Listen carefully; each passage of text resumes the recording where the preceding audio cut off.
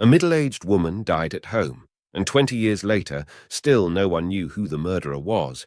Even her son and her husband suspected each other. Eventually, a yearbook became the key to solving the case. On the afternoon of April 6, 2001, while playing video games at a friend's house, Liu Xijia suddenly received a phone call from her father saying that something happened at home. It turned out that Liu's father had returned home to find his wife lying on the bed, dead. He immediately called the police and asked his son to come home immediately.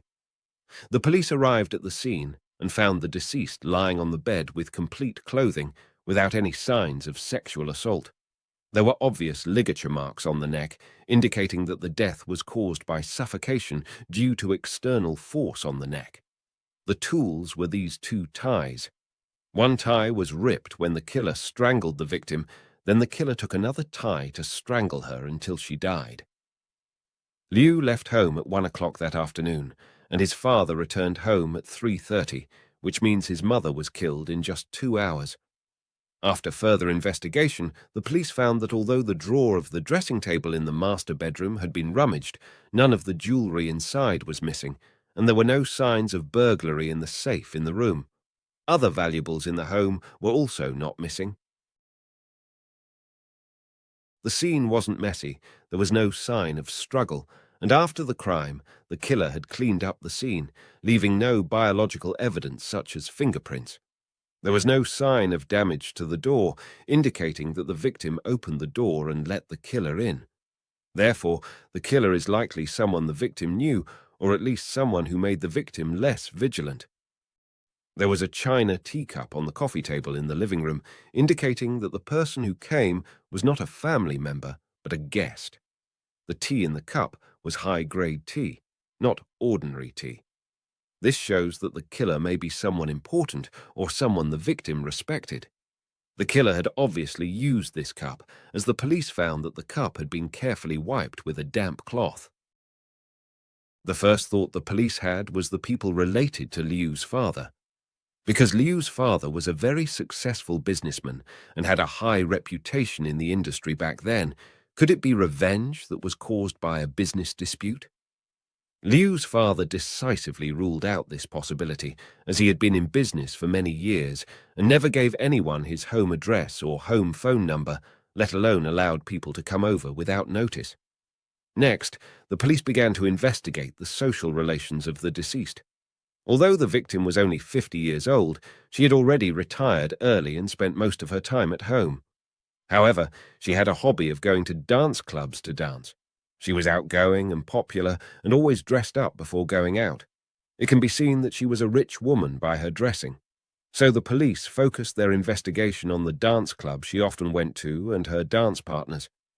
The police found all 10 dance partners who had danced with the victim, but at the time of the crime, they were either in another city or at work, and all had no time to commit the crime.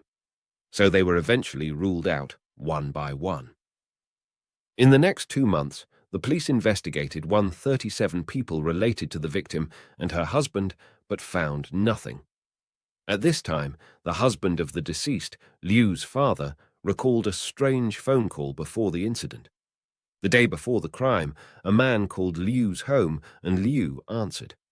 The man didn't say who he was, just asked if Liu was home. Liu said, "This is he." Then he asked if Liu's father was at home, and Liu said, "He isn't. If you need to contact my father, I can give you his phone number." The man said no need. He had the number. But Liu's father didn't receive a phone call all day. Police suspected that the phone call might be related to the murderer and might be a test to see how many people were at home. After investigation, the police found out that the call was made from a public telephone booth, which was 1 kilometer away from the crime scene. The caller knew the names of Liu and his father and their home phone number. Could he be someone related to Liu? So the police began to investigate Liu's classmates and the school he attended. At the time of the crime, Liu was a student at a college and had never had any grudges with anyone. His form teacher, who was in charge of the whole class, was the first person to be investigated by the police because he had the family information of all the students in the class, but he was quickly ruled out as a suspect. The form teacher also confirmed that the student information had not been leaked or lost. The police also investigated other teachers in the school who might have had access to student information, but they were all ruled out one by one. At this time, the police had investigated the social relationships of the three family members, but still couldn't find any clues about the killer. Even Liu and her father began to suspect each other. Liu's father was very busy and had little time at home, so Liu wasn't close to him. On the day of the crime, Liu went out to his friend's home and took his mother's cell phone for the first time. Because cell phones were rare in China at that time, he wanted to show off the phone in front of his friend, but his father thought this action was a little unusual. And because he was at the age of puberty, he had conflicts with his mother from time to time, so his father had doubts about him. At the same time, Liu also doubted her father because the killer hadn't been found yet, and her father married a young woman the following year. Although Liu's father was responsible for making money in this family, his mother was in charge of all the money. In the eyes of the police, Liu's father not only had a motive for the crime, but also had the conditions to commit it. According to custom, Liu's father wouldn't usually come home so early as 3 p.m. He claimed that he was going home to get some cash, but found his wife died when he got home. The police investigated Liu's father's activities on that day and found that he was having a meeting with his clients before the crime. Furthermore, the security guard of the community also confirmed that he had just arrived home before calling the police. Therefore, it seems that Liu's father's suspicion can be ruled out, so the case hadn't made any progress till then. On the afternoon of July 1st, 2002, Liu's classmate Gao Jing was found dead in her home by her mother. Gao Jing was 19 years old. She and Liu were classmates back in college. She was the prettiest girl in the class. After graduation, she didn't work but attended a training class. Her life trajectory was very simple. All she did was stay at home and going to the class. After police investigated the scene, they found that the deceased was lying on the bed and the cause of death was mechanical asphyxiation caused by strangulation. There were no obvious signs of resistance or struggle at the scene. The police believed that there was a significant power gap between the killer and the victim, and the killer could absolutely control the victim, so the killer should be male. The victim was in her menstrual period, and the forensic examination found that she wasn't sexually assaulted. Gao Jing's mother confirmed that there was nothing lost in the family. The scene had obviously been carefully cleaned up, leaving no fingerprints or other traces. The police inferred that the killer was very experienced and might have criminal record. There should be a period of premeditation before the crime. Gao Jing's family lived on the 4th floor, and the door hadn't been damaged, meaning that she opened the door for the killer to enter and received him in her parents' master bedroom. Gao Jing's mother said that at 11 o'clock noon on the day of the incident, 3 hours before she found Gao Jing dead at home, she received a call from a strange man looking for Gao Jing. The man didn't mention his name, but asked if Gao Jing was at home. Her mother replied that she wasn't at home now, but would be back for lunch soon. She also said, "I'm in a hurry to go out. You can call her later if you want." Then the man confirmed with Gao Jing's mother the time when Gao Jing got home after class. Because Gao Jing's grandfather was in the hospital, Gao Jing's mother, who was in a hurry to take lunch to the hospital, didn't suspect this unusual call, hurriedly answered the man, hung up the phone, and went out. Gao Jing's mother recalled that the male voice on the phone sounded like a middle-aged man. Through investigation, the police determined that the call was made from a convenience store located 6 kilometers away from Gao Jing's home. Then, the police found the owner of the store, Miss Xu, to get information. Miss Xu remembered the caller vividly. Because he left without paying after the call, Miss Xu chased after him to ask for money. He stared at her angrily and paid the money. According to Miss Xu's recollection, the man was about 40 years old, about 5 feet 7 tall, with tanned skin. Besides, It was raining that day, so fewer people used the phone. Her description was relatively credible. According to her description and the facial features of the man she repeatedly recalled, the police drew a portrait of the killer.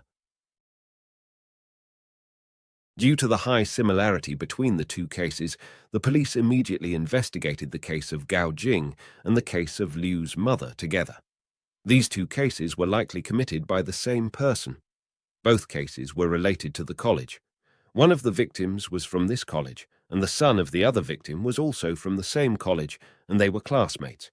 Therefore, the police tended to believe that the murderer may be a teacher or staff member of this college, or a parent of a student. Then, the police summoned all the students of this class to the police station for a meeting. The police gave everyone a copy of the killer's sketch to see if anyone had known someone like him, and one of the students, Ji Hua, said that her mother might have encountered the killer. One day, a man claiming to be a teacher at this college called Xi Hua's home and said that he would replace the form teacher to understand the current situation of the graduates in this class. At that time, it was Xi Hua's mother who answered the phone, because the man knew the names of Xi Hua and the form teacher, so Xi Hua's mother had no suspicion. About 2 hours later, a middle-aged man came to Xi Hua's home. He was wearing glasses, a cardigan with a heart-shaped neckline, and a blue suit on top. According to Xi Hua's mother's recollection, the middle-aged man kept smiling on his face and looked very elegant, and his voice was very soft. However, the man claiming to be a teacher didn't care about Xi Hua's employment status, but was more concerned about whether there were other people at home. He tried to push open the closed door of a bedroom, but Xi Hua's mother stopped him. After a few greetings, the man took the initiative to leave. After this strange man left, Xi Hua's mother thought it wasn't right and called the form teacher of her daughter's class to find out that the man was a liar. But because no damage was caused, Xi Hua's mother didn't call the police. Xi Hua's mother was lucky to brush past death, probably because the killer didn't know if there was anyone else in the room, so he gave up the crime. In addition, Xi Hua's mother provided a detail that ultimately became the key to solving the case. Xi Hua's family owned both Room 601 and Room 602 and renovated 2 condos into one, but kept both doors of 601 and 602. Anyone who had been to their home knew that they got in and out through the door of 601, but the man knocked on the door of 602. Obviously, the killer's address for Ji Hua's home was Room 602. For all information needed by the school, Xi Hua always put the home address as Room 601, except one time. She had listed her address as Room 602 in their yearbook, which had all students' addresses and contact information. That is to say, the killer must have obtained the family information of the student from the yearbook. So the police asked the students in the class one by one and found out that no one had lost their yearbook. Then it is possible that the male who knew the student information on the yearbook was the father of the students or an elderly man who lived together with them. So during the following month, the police investigated 78 male relatives of all 52 students. However, through comparison of the portraits and the time of the crime, all these relatives were ruled out one by one. Although it is known that the case must be related to this college, it had been a cold case for 20 years since then. During the past 20 years, the killer had never committed another crime. But the past 20 years hadn't been easy for the victims' families. In 2015, Liu's father passed away due to illness, and before his death, he was still hung up on the case because the murderer hadn't been found. Liu took over the company from his father. He was considered a handsome and rich man, but he didn't get married until the end of 2019, and he never told his wife the truth about his mother's death. The mother of another victim, Gao Jing, fell seriously ill after the incident and had been bedridden for several years. She always felt guilty because she told the killer the time of her daughter coming home. Gao Jin's father, who had been blaming his wife for putting their daughter in danger, died 15 years later. The good thing is the two murders that had been quiet for 20 years finally made a breakthrough at the end of 2020. The police used the latest technology to conduct a re-identification of the evidence collected and preserved at the scene and finally extracted biological evidence from the band that tied Liu's mother's hands. This cloth belt was about 1 meter long and 3 centimeters wide. It was used by the victim to tie things in the closet before she died. After extracting this key biological evidence, the police expanded the screening in comparison to 421 people, including all male employees of the college, the husbands of all female employees, and the fathers of students. The form teacher was the first one to be required to take a blood test. On March 3, 2021, when the police investigated the father of a student who was named Aya and also a good friend of Gao Jing, her father was very reluctant, saying that her mother and I had been divorced for decades, and why are you asking me to get test? It turned out Aya's parents divorced in 1996, and then her father went to Singapore to work, so in 2001 and 2002, when the case occurred, he wasn't in China at all. The male who lived with Aya and her mother after the divorce was another man, because he and Aya's mother Feng only lived together without getting married, so the police didn't get his information on the household register. Besides, Aya and her mother both concealed his existence when police visited and inquired for information.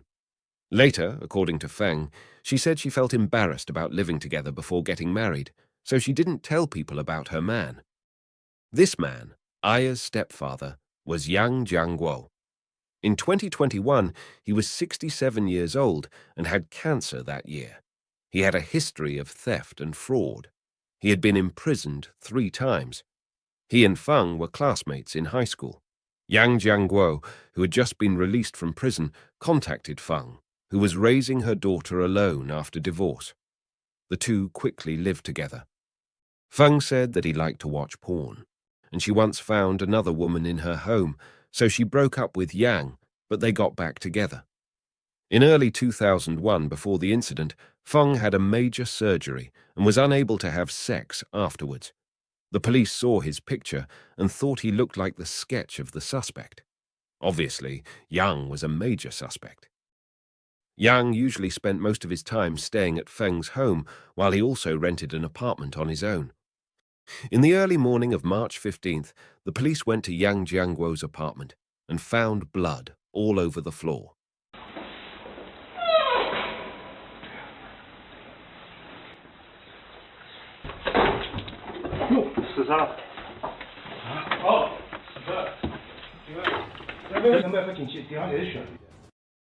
He was dead.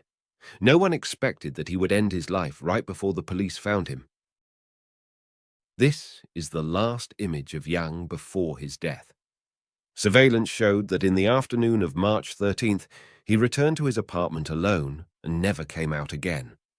After forensic comparison, Yang Jianguo's DNA completely matched the biological evidence collected at the crime scene. Now that Yang is dead, we can't know his motive for killing. I really can't figure out why he killed his stepdaughter's classmate. So what do you think was his reason?